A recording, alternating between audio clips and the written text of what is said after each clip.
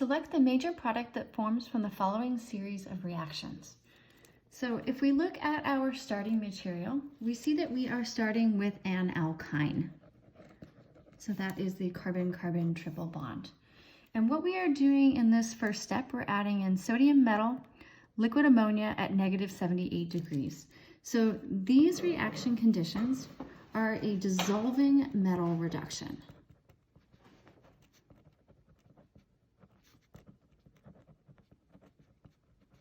So these are the reaction conditions that will take an alkyne and it will reduce that alkyne to the trans alkene.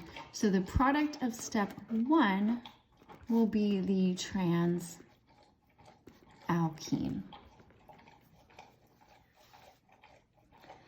And so after we formed the trans alkene, the next thing that we're treating this with is a peroxy acid.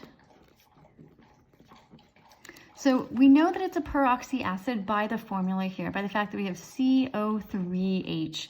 So a normal carboxylic acid would be CO2H. So let's expand that structure so we can see what it looks like.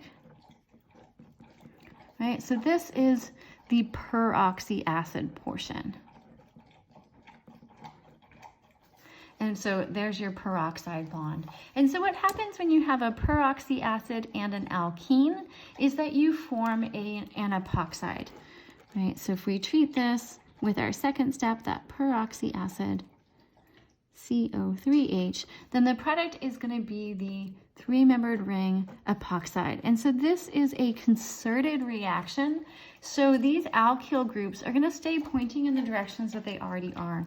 So we'll notice that we have one bond here pointing up and the bond on the other side pointing down. That's what makes that the trans alkene. Those groups are pointing in opposite directions. So you want to make sure in the epoxide product that we still see those groups pointing in the opposite directions. So we see this one pointing up and this one pointing down. And if we look at our options, this matches A. And so we've got even more of an emphasis for up and down. This is definitely coming from that trans alkene.